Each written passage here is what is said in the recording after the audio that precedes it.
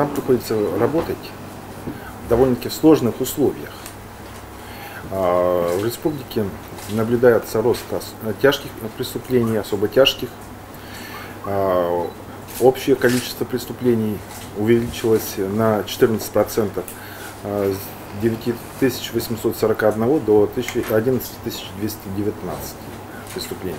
Так вот, ну что я хотел бы сказать положительно, то, что у нас сокращаются убийства.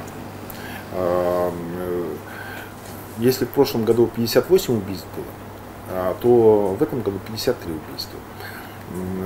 Вот это, если говорить о структуре преступности, положительный характер носит, потому что тенденция по сокращению убийств уже на протяжении многих лет прослеживается в сторону снижения.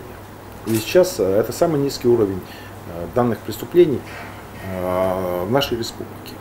Значит, Следственное управление поступило 102 сообщения о преступлениях коррупционной направленности. Это больше несколько, чем в прошлом году. По результатам рассмотрения было возбуждено 87 уголовных дел. Наибольшее количество уголовных дел о преступлениях коррупционной направленности возбуждено в следственных отделах по Воркуте 16, Сыктывкару 14, Усинску 10 и в отделе по особо важным делам. Значит, если говорить о сферах, в которых совершаются эти преступления, то я отметил бы, значит, в правоприменительной сфере 17 преступлений, а также в сфере образования и науки, в которой должностными лицами совершено 7 преступлений. Возросло число уголовных дел, возбужденных по фактам получения взяток. Так, если в первом полугодии 2014 года их количество составило 18, то в текущем году 30. Значит, при этом возбуждено одно уголовное дело по факту получения взятки в особо крупном размере высокопоставленным должностным лицом МВД по Республике Коми. Коррупционные преступления, они характеризуются не только тем, что уровень коррупции может быть здесь выше или ниже, но и деятельностью правоохранительных органов. Можно сидеть и ничего не делать, и не будет никаких преступлений, потому что это преступление латентное. Ну, предположим, в Усинске, когда было возбуждено уголовное дело по материалам ОБЭП, по учебному центру, следователями выявлено более 20 преступлений аналогичных.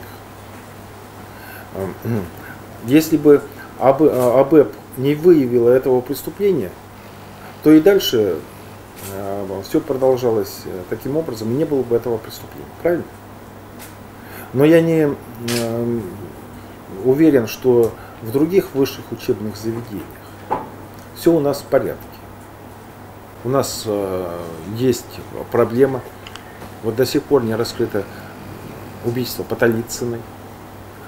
Мы не выяснили судьбу Ветошевой и Мартюшевой, которые исчезли, и данных о них, к сожалению, до сегодняшнего дня нет. Расследование проводится, в том числе было проведено оперативное совещание у меня и намечены мероприятия, которые необходимо выполнить. Дела находятся на особом контроле. И я надеюсь, что судьбу этих детей мы выясним.